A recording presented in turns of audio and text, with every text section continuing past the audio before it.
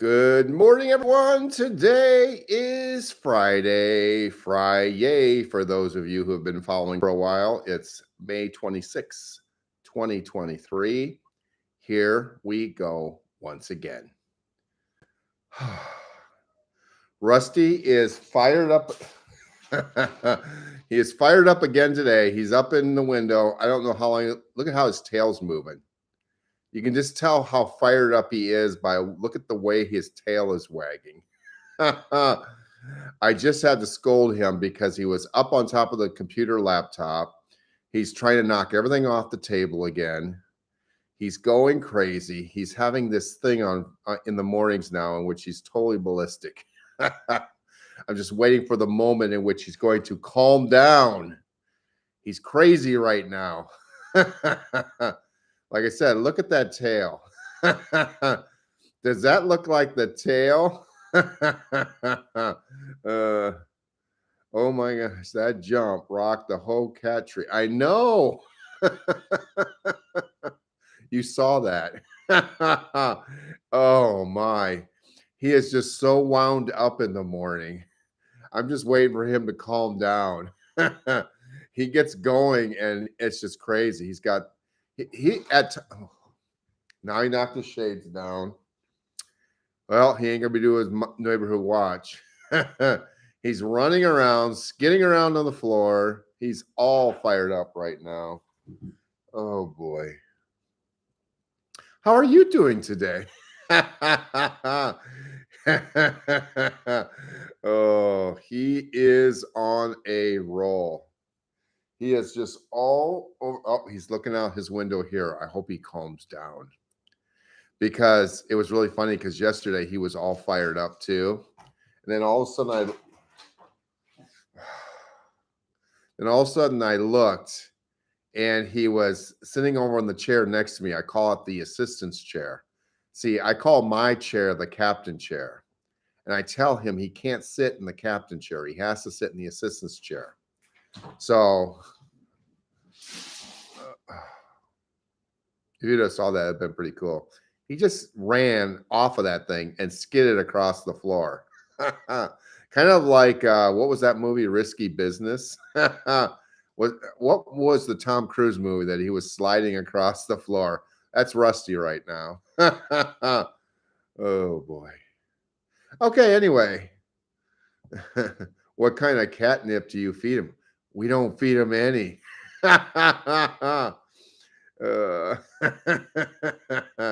You're on my big TV screen. My cat's watching. Maybe lift the shades a bit. I'd lift them. I'll go do that. But the problem is I had him lifted. He keeps knocking them down because he runs up on there. Okay, Rusty. Kathy says to lift the shades.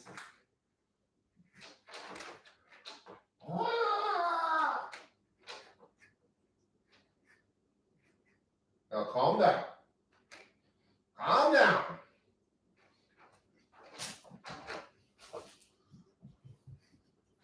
Oh, he's on the captain's chair. Get off the captain's chair. I'll just move the captain's chair.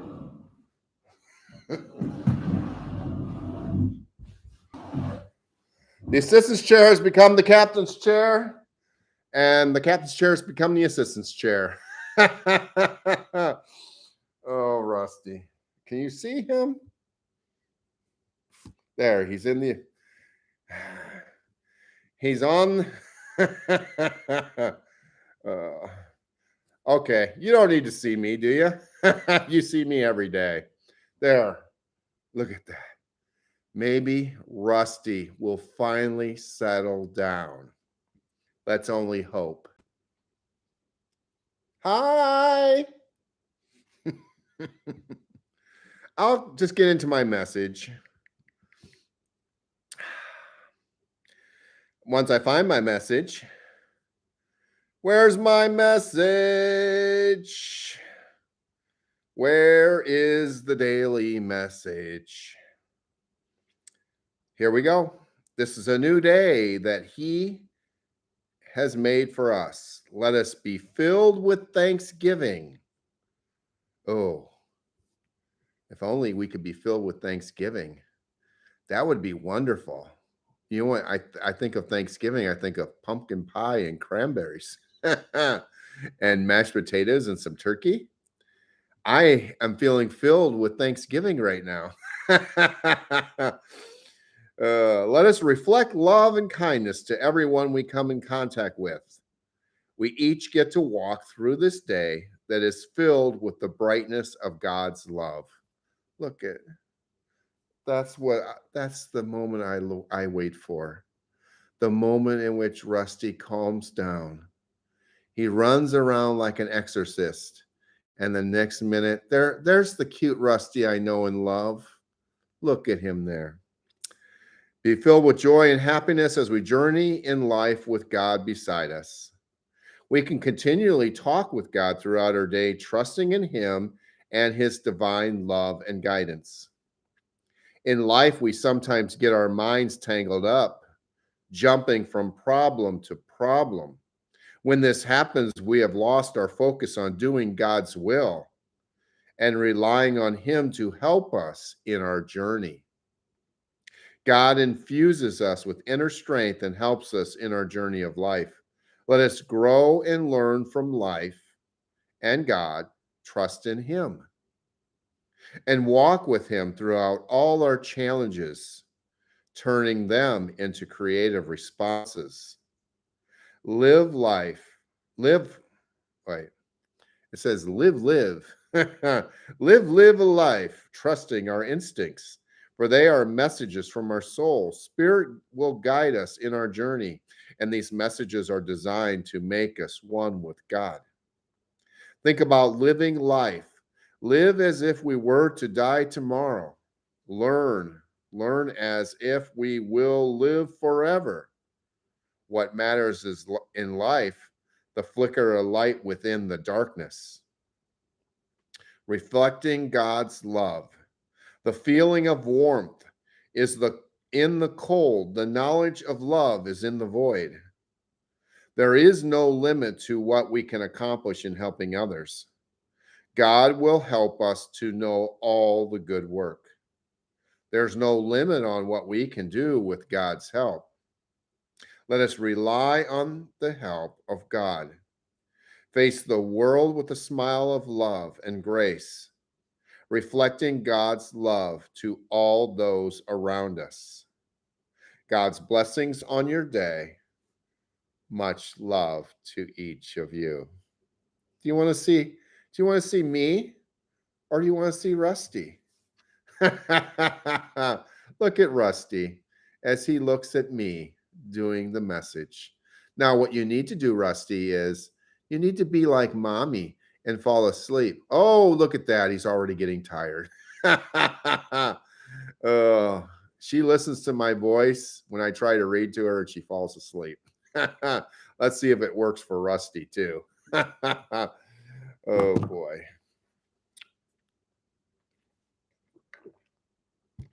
All right. Today is Friday. Today is Friday, which means we got a lot of reading to do. So we better get going.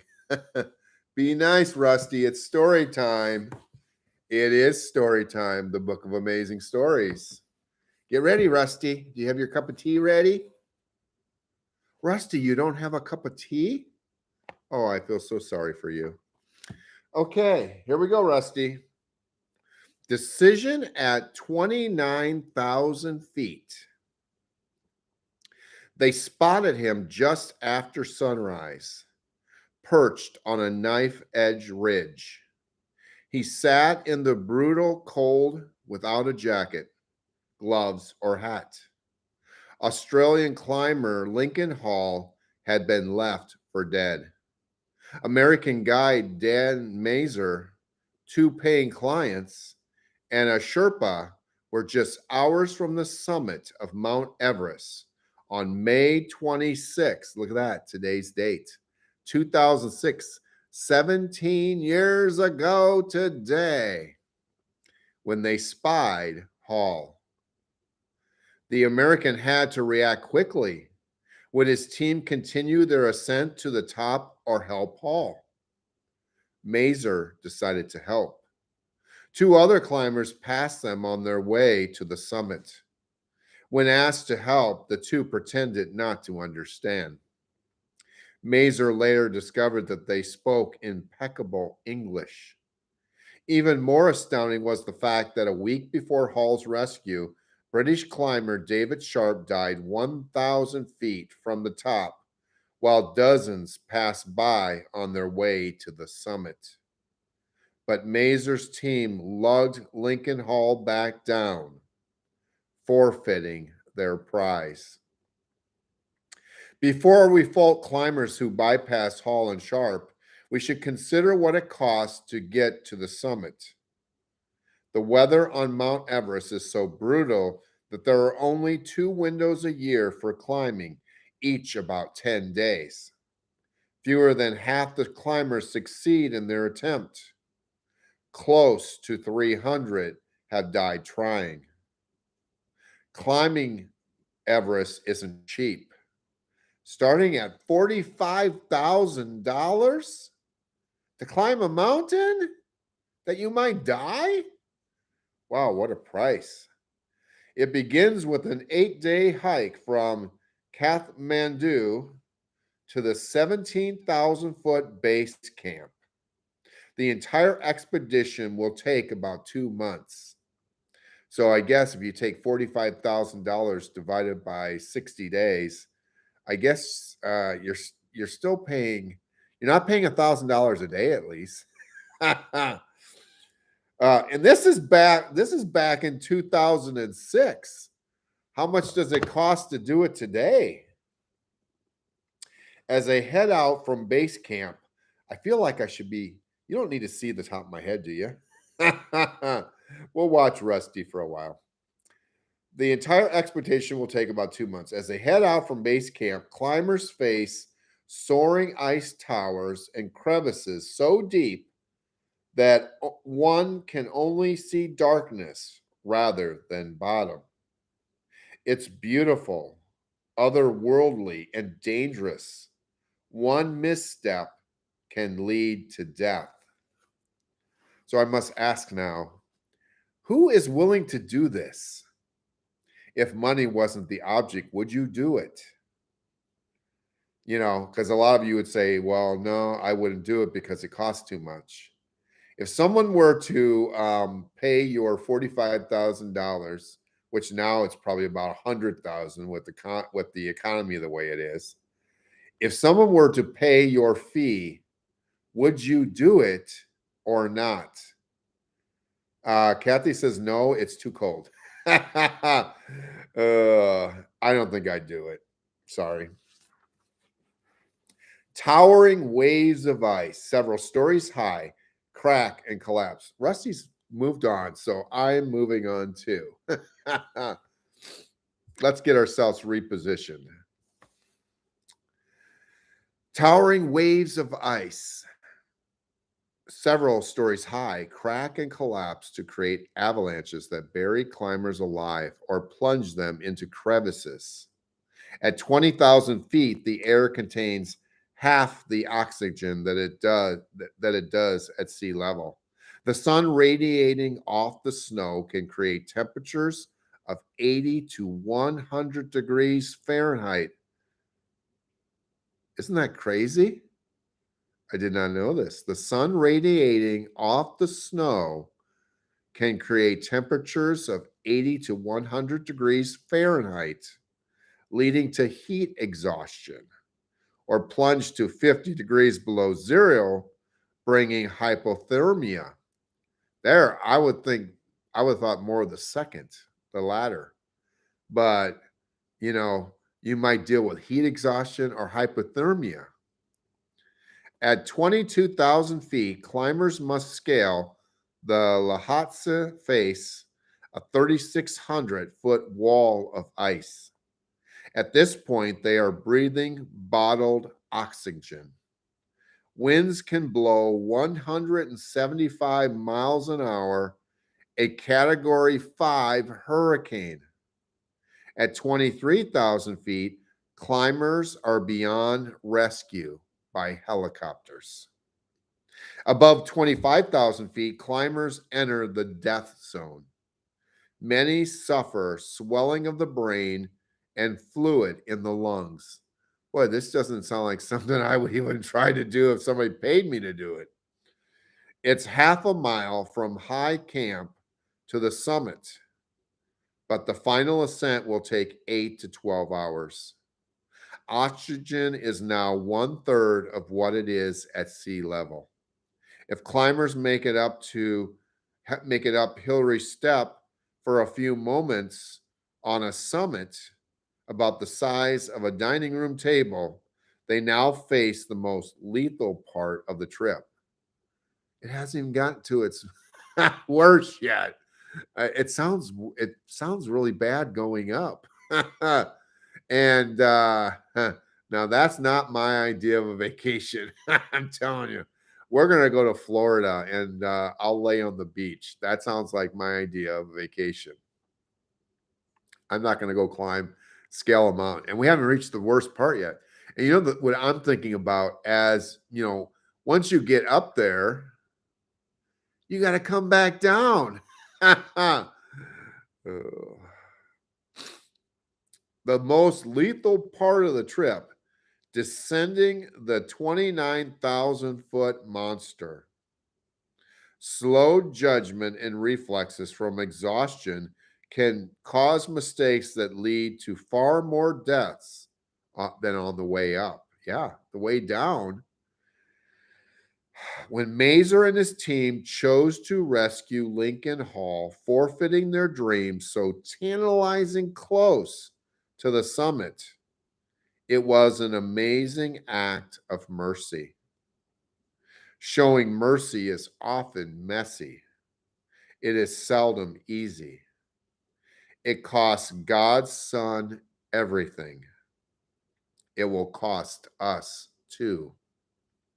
But even if we are 29,000 feet up, we need to remember this: every breath in your life is a gift of God's mercy.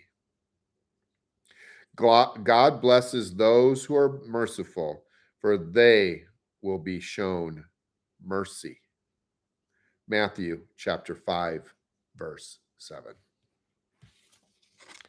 There you go. There is your book of amazing stories for today. But today is Friday, which means bang! 40 Days to Last and Change an Aha Challenge by Kyle Eidemann, where Kathy used to go to church years ago. We continue on in day 21, chapter 21. For us, it's week 21. We are now just entering in the second half of this book, and it's called The Blame Game. I will set out and go back to my father and say to him, Father, I have sinned against heaven and against you. Luke 15, verse 18. Trina Thompson was having trouble finding a job after she graduated from Monroe College in 2009. There was a severe recession going on in America at the time. Remember it? Jobs were scarce. Unemployment was sky high. Wasn't that when we were living during the times of hope and change? Just my commentary. It wasn't just inexperienced recent graduates struggling to find work. Hordes of workforce veterans were out of work too. So what did Trina do? She blamed her college and sued her alma mater for failing to advance her career. That sounds about right. So if you go to college and you don't get a job, sue the college. Makes a lot of sense. Maybe they deserve to be sued, but not for not being able to get a job. Maybe for other things. In Idaho, 5 prison inmates got together and made a discovery. Their crimes were different: manslaughter, grand theft, aggravated battery, including shooting a man and drug convictions. But they realized alcohol was a common component of their crimes and poor decisions. This kind of sounds like what they're going through right now. You want to blame the guns. This I see where this is going. They're going to blame alcohol. Let's sue the alcohol companies. So, was this a common awakening and shared experience of awakening and honest confession? No, the five inmates were filling were filing a $1 billion lawsuit against eight large alcohol corporations. The men claimed they never would have started drinking as minors if they had known alcohol is addictive. It's kind of like this the cigarette companies too, isn't it?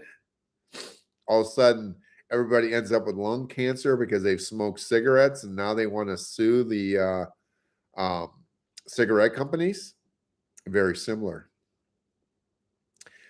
The men claim they would have never started drinking as minors if they had known that alcohol was addictive. In their opinion, it was the brewer's fault for not warning them on their bottles. These are just a few reasons why we have so many warning signs everywhere we look. Do you know why all these warning labels exist? Most likely because at some point someone sued the company over that particular issue. How do you explain the labels that come on our coffee cups that read, "Caution, coffee may be hot"? Of course. Um, I don't know. I'm not a coffee drinker, but if coffee weren't hot, would you like it? Isn't part of having coffee you want something that's hot? Somebody probably burned her mouth. Wasn't there some years ago McDonald's lawsuit or something about somebody had spilled some hot coffee or the coffee? I don't know. Something about coffee being too hot again. Somebody probably burned her mouth or spilled hot coffee on herself and then sued the restaurant. See the stroller warning label that says, "Warning, remove infant before folding stroller for storage." uh, that makes a lot of sense. Wouldn't it make sense that you should remove your infant before folding up the stroller? But they have to put these warning labels on there. Wow. Some parent absentmindedly folded up his toddler and sued the company for it.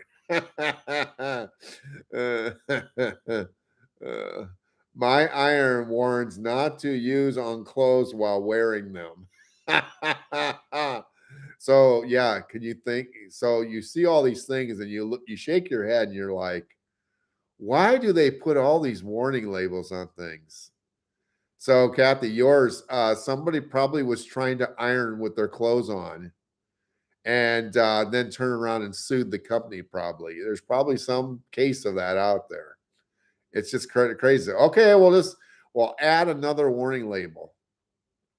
Or now, what I really get a kick out of, what I was just thinking about, is the drug companies. And there's a, I don't watch as much TV as I hardly watch any TV. The only TV, so like when I watch Tubi, you have to watch ads every so often. That's the extent of ads I watch. But it's just always so funny. I think about the pharmaceutical companies, and you know those commercials where they'll show the latest drug, and it's going to be so wonderful, but it may cause death. And then they play this amazing music, and maybe they'll have like two people sitting in bathtubs and stuff like that. You know the commercials, and they have all this. They always have the really cool music. They make it sound like it's a really cool, but they kind of sneak that in, all the side effects, and it may cause death, but it's wonderful. Look at all the people that are so happy. Okay. Some parent absentmindedly folded up his toddler and sued the company for it. A Batman costume has a warning that reads, "Warning, cape does not enable user to fly." First of all, everyone knows Batman doesn't fly. That's Superman. But some kid must have gotten the top off the top bunk and launched spread eagle across his bedroom, thinking are probably breaking a femur in the process. Mom came running in and said, "Does that costume not have a warning label on it?" If you don't believe me, look them up. After finding these online, I couldn't help but notice warnings on items around my house. The worst one I found was in my garage. The label on my chainsaw says, "Do not attempt to stop chain with hands." Our society has become masterful at blaming others for our own foolish choices. Instead of being brutally honest with ourselves, most of us want to place the blame on others. The word for this is projection. Projection is when we admit the reality of an unpleasant fact, but we deny responsibility.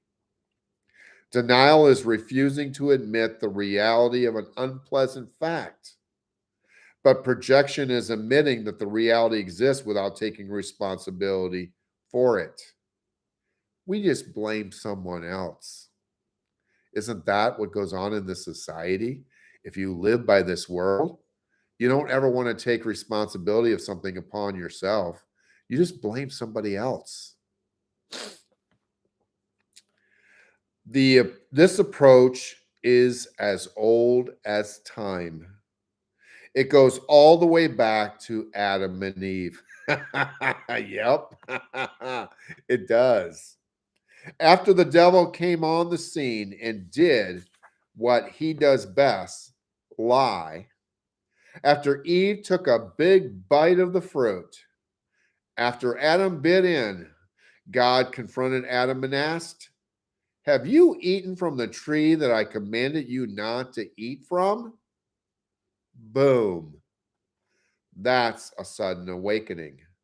So, how did Adam respond? "Yes, God, I confess. I broke your command.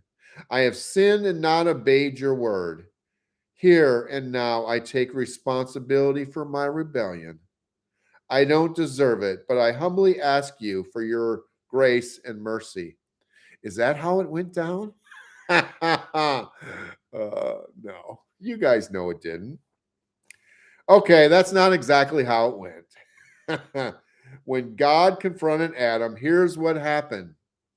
The man said, "The woman you put here with me, she gave me some fruit from the tree and I ate it." That's projection. God, it's your fault. You gave me this woman. Either you can look at it two ways. He's either blaming the woman or he's blaming God or he's blaming them both. It's this woman you gave me. It's her problem. She's the one that made me. Instead of being honest and confessing his sin, Adam basically said, "God, this isn't my fault. It's her fault." And like I said, I think in a way he's also saying, "Hey, it's your fault too." Projection is when we follow our sudden awakening with excuses and justifications. Instead of accepting responsibility, we assign blame. I know it was wrong to change the numbers, but my boss has unrealistic expectations. I know it was wrong to plagiarize my paper, but everyone is doing it. I was wrong to lose my temper, but you should have seen the house I grew up in. I was wrong to be disrespectful to my husband, but he is so passive.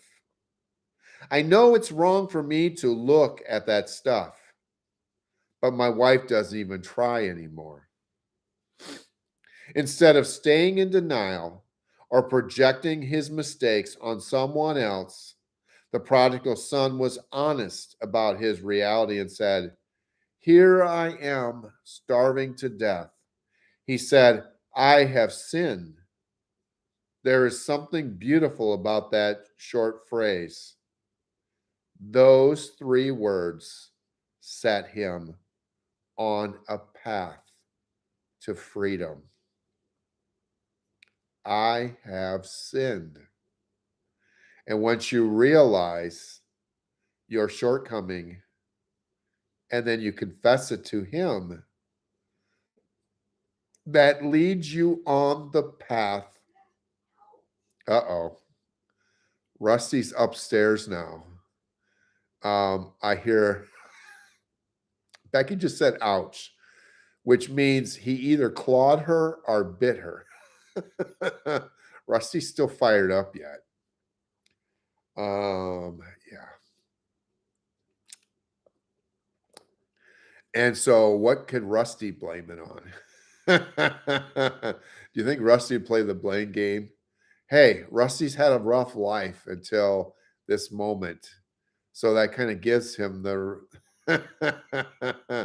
he just can't handle being cooped in this house. He's used to being an outside kitty.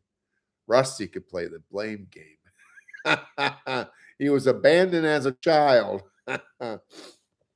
Okay, here we go. The end of the chapter. My aha. Try this. Say these 4 words. I am a sinner. Say it again, this time out loud. I am a sinner.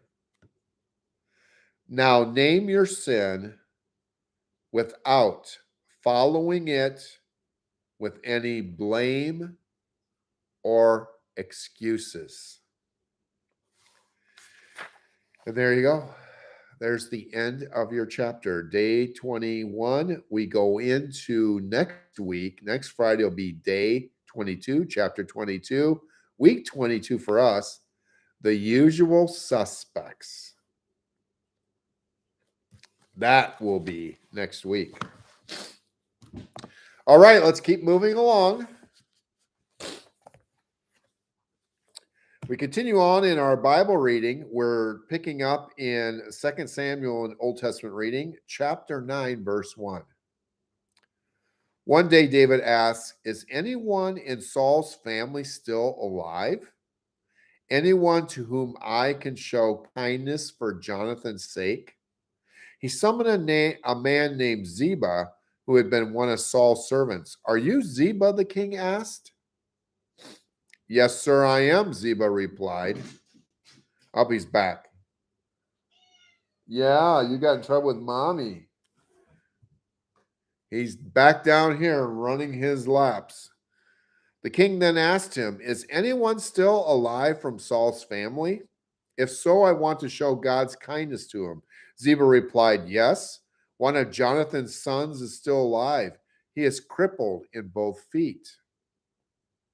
"Where is he?" the king asked. "In Lo-debar," Ziba told him, "at the home of Maker, son of Amiel."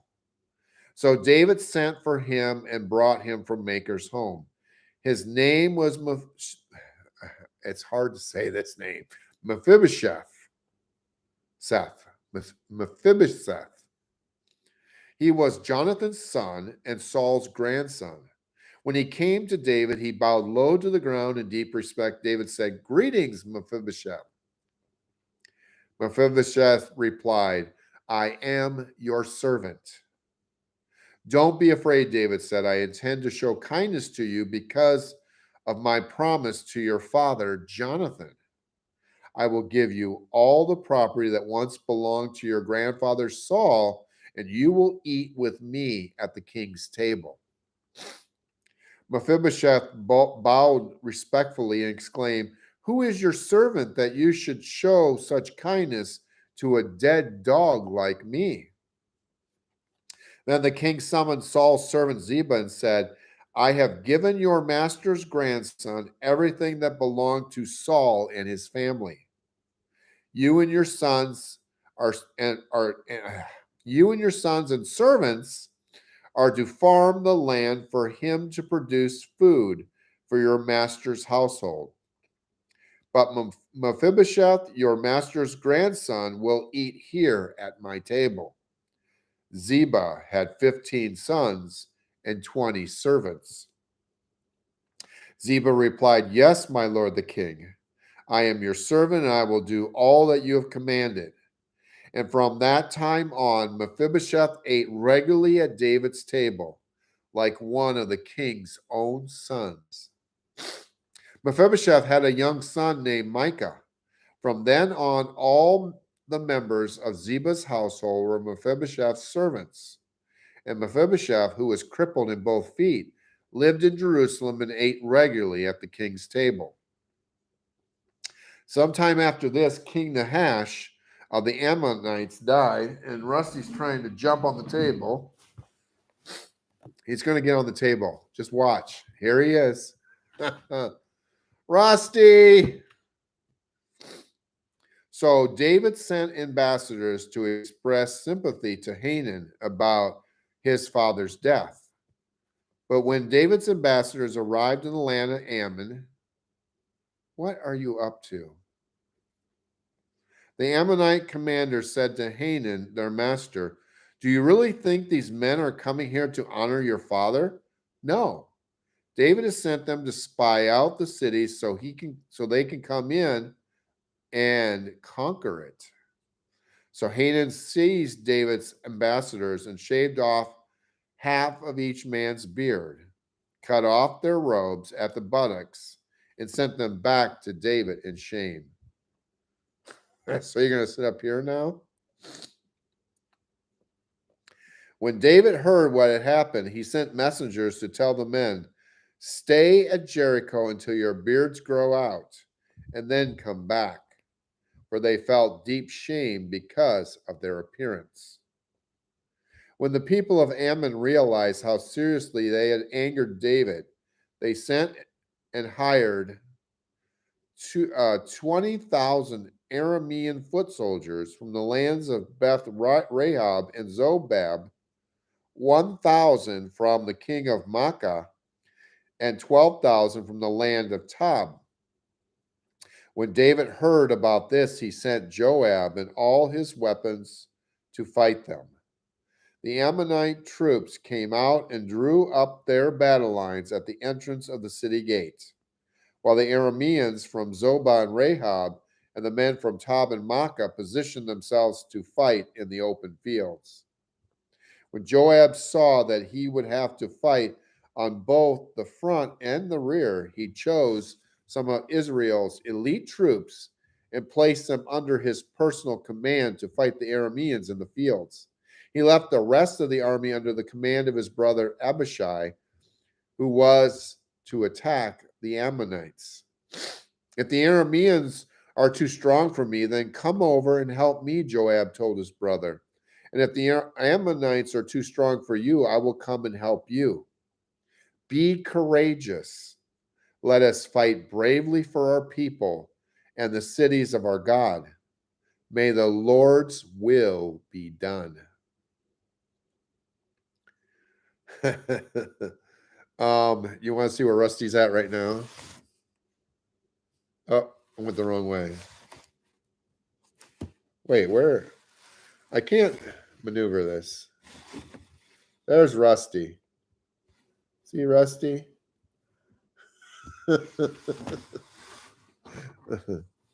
There's where Rusty's at. He's literally laying right next to the computer right now.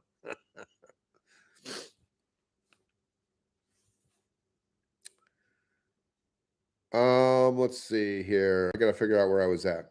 When Joab and his troops attacked, the Arameans began to run away. And when the Ammonites saw the Arameans running, they ran from Abishai and retreated into the city. After the battle was over, Joab returned to Jerusalem. The Arameans now realized that they were no match for Israel. So when they regrouped, they were rejoined. Jeez. They were joined by. No, you can't be on. No. Uh, you can't be on the computer screen. Now he's got it. Oh boy.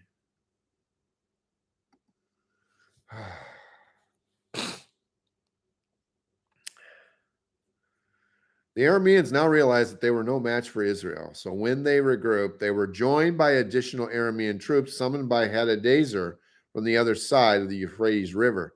These troops arrived at Helam under the command of Shobach, the commander of Hadadezer's forces. When David heard what was happening, he mobilized all Israel, crossed the Jordan River, and led the army to Helam. The Arameans positioned themselves in battle formation and fought against David. But again, the Arameans fled from the Israelites. This time, David's forces killed 700 charioteers and 40,000 foot soldiers, including Shobach, the commander of their army.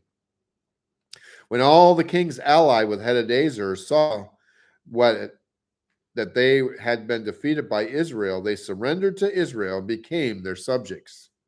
After that, the Arameans were afraid to help the Ammonites. In the spring of the year, when kings normally go out to war, David sent Joab and the Israelite army to fight the Ammonites. They destroyed the Ammonite army and laid siege to the city of Rabbah. However, David stayed behind in Jerusalem. Uh-oh. This is where David's going to get into trouble. Give him some cat. He's back. Oh boy, Rusty. Late one afternoon, after his midday rest, this is where we can have the blame game. David got out of bed and was walking on the roof of the palace. As he looked out over the city, he noticed a woman of unusual beauty taking a bath. He sent someone to find out who she was, and he was told she is Bathsheba, the daughter of Eliam and the wife of Uriah the Hittite. Then David sent messengers to get her, and when she came to the palace, he slept with her. She had just completed the purification rites after having her menstrual period. And Rusty has just been thrown back onto the floor.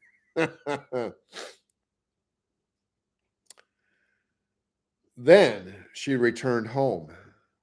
Later, when Bathsheba discovered that she was pregnant, she sent David a message saying, "I'm pregnant." Then David sent word to Joab, "Sent me Uriah the Hittite." Do you think that David's going to say, "I must confess, I slept with your wife"? Somehow that isn't the way it's going to go down, is it? So Joab sent him to David. When Uriah arrived, David asked him how Joab and the army were getting along and how the war was progressing. Then he told Uriah, "Go on home and relax." David even sent a gift to Uriah after he had left the palace. But Uriah didn't go home. He slept that night at the palace entrance with the king's palace guard. When David heard that Uriah had not gone home, he summoned him and asked, "What's the matter? Why didn't you go home last night after being away for so long?" Uriah replied, "The ark and the armies of Israel and Judah are living in tents, and Joab and my master's men are camping in the open fields. How can I go home to wine and dine and sleep with my wife? I swear I would never do such a thing." "Well, stay here today," David told him, "and tomorrow you may return to the army." So Uriah stayed in Jerusalem that day and the next. And then David invited him to dinner and got him drunk. But even then, he couldn't get Uriah to go home to be with his wife.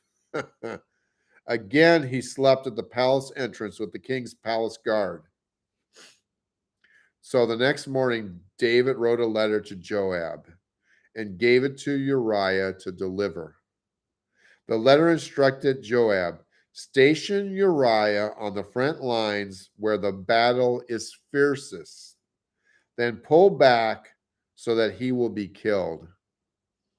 So Joab assigned Uriah to a spot close to the city wall where he knew the enemy's strongest men were fighting. And when the enemy soldiers came out to city to fight, Uriah the Hittite was killed along with several other Israelite soldiers. Isn't that powerful? Again, we have to remember who David is. David was the shepherd boy who became king, who was in God's favor. I'm going to guess that God is not looking very favorably upon David at this moment. He slept with another man's wife. And then to make things worse, he had that man killed because the man was being, he was being, well, what am I trying to say? He is being allegiant. His allegiance is to the king and the nation. And he is what he is feeling. Uriah feels like he's doing the right thing. You know, the king is saying, hey, go home and be with your wife. And he just wants him to go home and be with his wife so that then they can say, well, the baby must be Uriah's because he went home and slept with his wife. So instead, Uriah is trying to show allegiance to his nation, allegiance to his king, doing what he is commanded to do. Well, not fully because he didn't listen to the king to go home and sleep with his wife, but otherwise, he's trying to do what he feels is the right thing to do. And instead, he ends up dead. He was loyal to his troops. Yes, he was. And so then Joab sent a battle report to David. He told his messenger, report all the news of the battle to the king. But he might get angry and ask, why did the troops go so close to the city? Didn't they know there would be shooting from the walls? Wasn't Abimelech, son of Gideon, killed at the Bez by a woman who threw a millstone on him from the wall? Why would you get so close to the wall? Then tell him Uriah the Hittite was killed too. So the messenger went to Jerusalem, gave a complete report to David. The enemy came out against us in the open fields, he said, and as we chased them back to the city gate, the archers on the wall shot arrows at some of us. Some of the king's men were killed, including Uriah the Hittite. Well, tell Joab not to be discouraged, David said. The sword devours this one today and that one tomorrow. Fight harder next time and conquer the city. When Uriah's wife heard that her husband was dead, she mourned for him. When the period of mourning was over, David sent for her and brought her to the palace, and she became one of his wives. Then she gave birth to a son, but the Lord was displeased with what David had done. He was in God's good graces, but he made some big mistakes. And you know what? We can be in God's good graces and we can make some mistakes as well. Maybe we don't, and this is where again, well, you know what? I make mistakes, but at least I'm not going out and sleeping with other men's wives and having people killed. At least I'm not like David. But any sin is not a good sin in the eyes of God. And so, what we will learn in the days ahead is how David was able to get right with God once again and ultimately come to that place and where he finally recognizes, I have sinned. But right now, the Lord is not pleased with what David had done. And you know what? When we sin, God's not pleased with us either. But we know what we have to do next. Okay, John chapter 15, verse 1. I am the true grapevine, and my Father is the gardener. He cuts off every branch of mine that doesn't produce fruit, and he prunes the branches that do bear fruit, so they will produce even more. That's a very powerful. Do we want to be the branch that doesn't produce fruit? Or do we want to be the branch that's pruned so that it can deliver more fruit? You have already been pruned and purified by the message I have given you. Remain in me, and I will remain in you. For a branch cannot produce fruit if it's severed from the vine, and you cannot be fruitful unless you remain in me. Yes, I am the vine, and you are the branches. Those who remain in me and I in them will produce much fruit. For apart from me, you can do nothing. Anyone who does not remain in me is thrown away like a useless branch and withers. But if you remain in me and my words remain in you, you may ask for anything you want, and it will be granted.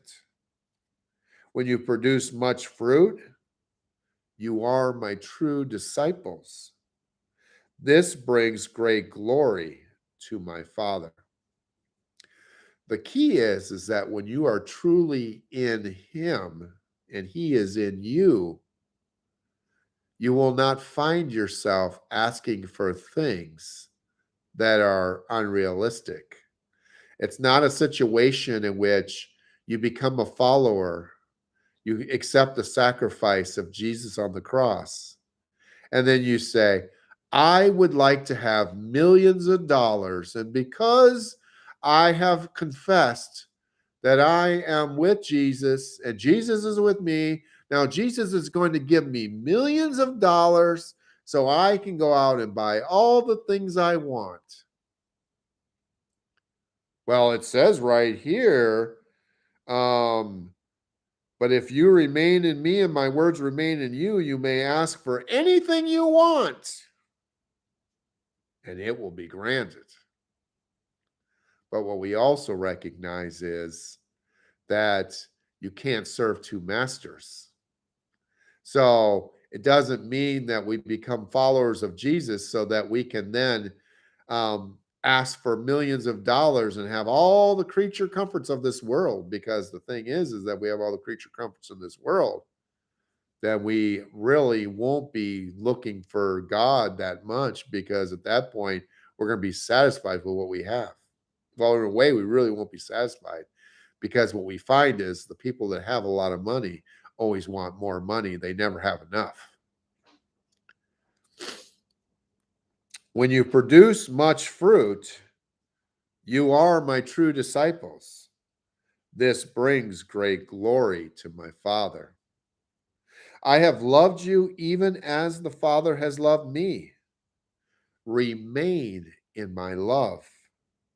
When you obey, there's the O word again. When you obey my commandments, you remain in my love, just as I obey my Father's commandments and remain in his love. I have told you these things so that you will be filled with my joy. Yes, your joy will overflow. despite what is going on in this world. I just kind of said, because that's the thing is that it all comes down to peace and joy and love. And it doesn't matter what's going on in the world around us. When we keep our focus and attention on Him and what He wishes to give us, we can have what the world can't provide.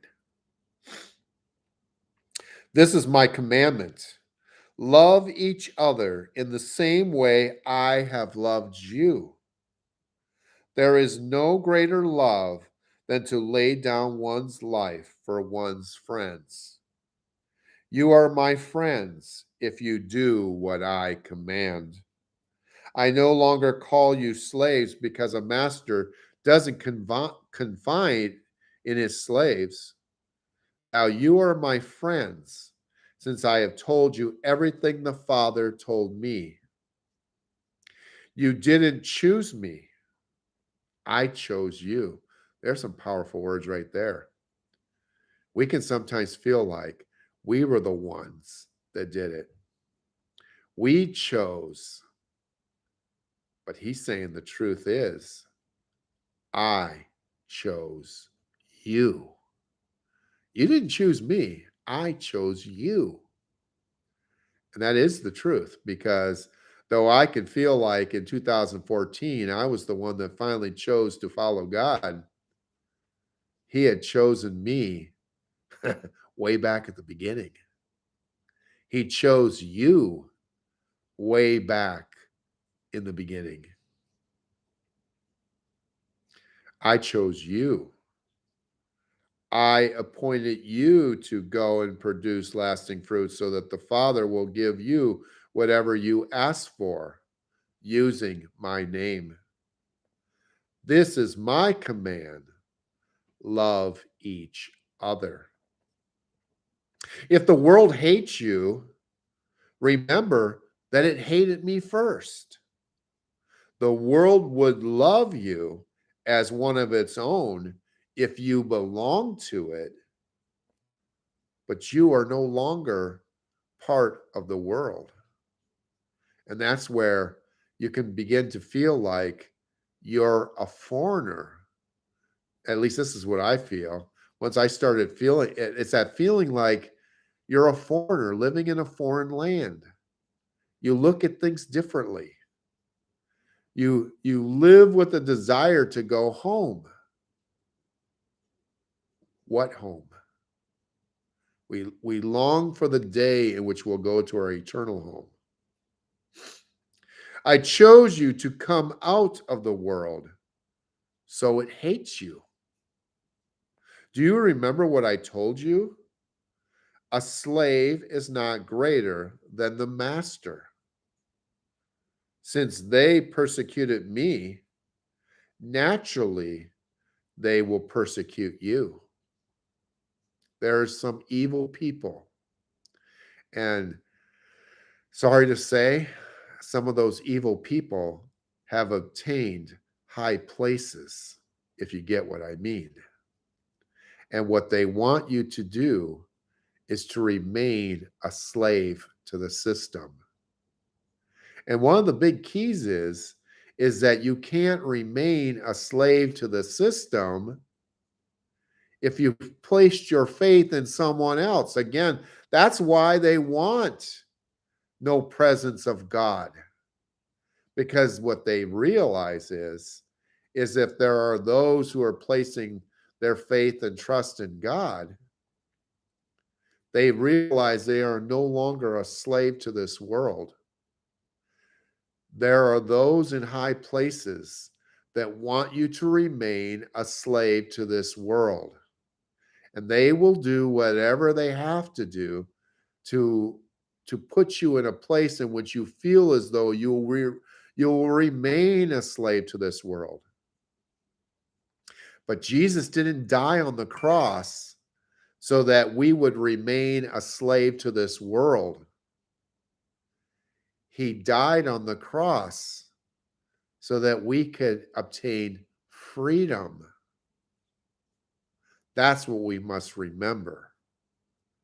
It's not a matter of, looking forward to the day in which we get to go to heaven. And until then, I guess we'll just remain a slave to this world. Jesus doesn't want us to be in that place. Jesus wants us to be free. We recognize that we have a great eternity that awaits us one day.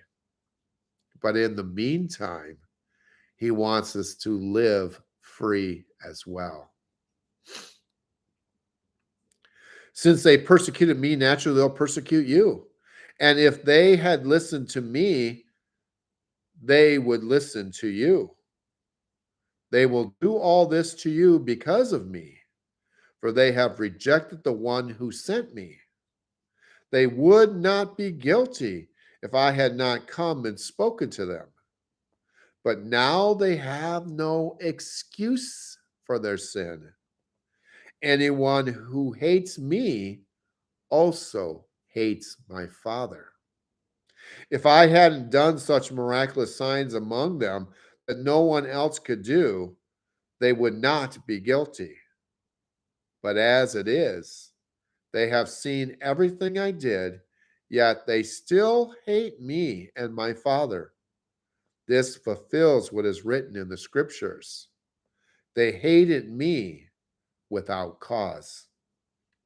But I will send you the advocate, the Spirit of truth. He will come to you from the Father and will testify all about me. And you must also testify about me because you have been with me from the beginning of my ministry. I got to keep moving. I'm after 8 o'clock, I think. Yeah, I'm at 8 o'clock now. Whoops, got to keep moving. Psalm 119, verse 49. Remember your promise to me. It is my only hope. Your promise revives me. It comforts me in all my troubles. The proud hold me in utter contempt, but I do not turn away from your instructions. I meditate on your age-old regulations. O Lord, they comfort me. I become furious with the wicked because they reject your instructions. Your decrees have been the theme of my songs wherever I have lived. I reflect at night on who you are, O Lord. Therefore, I obey. We're hearing the word obey a lot today. Obey, obey, obedience, your instructions. This is how I spend my life, obeying your commandments. Lord, you are mine. I promise to obey your words. You didn't hear the word obey enough today? Part of shalom is obedience. With all my heart, I want your blessings. Be merciful as you promised. I ponder the direction of my life and I turn to follow your laws. I will hurry without delay to obey your commands. Evil people try to drag me into sin, but I am firmly anchored to your instructions. I rise at midnight to thank you for your just regulations. I am a friend to anyone who fears you, anyone who obeys your commandments. O Lord, your unfailing love fills the earth. Teach me your decrees. I watched a really good movie last night. I'm running really late, but The Secrets of Jonathan Sperry. It's another one of those Cristiano movies in which the kids, he was trying to teach the kids about doing what was right. And the kids are, it's really kind of cute because the kids are just like, well, all it sounds like is a bunch of things you can't do. You can't steal, you can't lie. Well, it was really interesting how he presented it. It was Captain Stubig. It was Gavin McLeod from Love Boat. He was Jonathan Sperry. He said, you're looking at it the wrong way. So, like, would you want someone to steal your stuff? And of course, the boy says, no, I wouldn't want anybody to take my stuff. Well, there you go. That's a good thing, isn't it? Would you want somebody to lie to you? And the boy's like, no, I wouldn't. Well, see, then it's a good thing. We sometimes can get in the mindset that, oh, it's just a bunch of rules and all these things I can't do. But what it's doing is we have to look at it in the good way because, yes, it's telling us that we shouldn't lie and steal, but that's what others shouldn't be doing either. If you wouldn't want to be lied to, and you wouldn't want to have stuff stolen from you, should you live in that same way? Proverbs 16, verses 1 through 3. We can make our own plans, but the Lord gives the right answer. People may be pure in their own eyes, but the Lord examines their motives. Commit your actions to the Lord, and your plans will succeed. And I'm running really late, so I'm just going to get to the prayer, wrap up this week. The prayer for this Friday, May 26, 2023. It's one thing to come to Jesus, it's another to remain in him, letting him sustain and shape and mold us.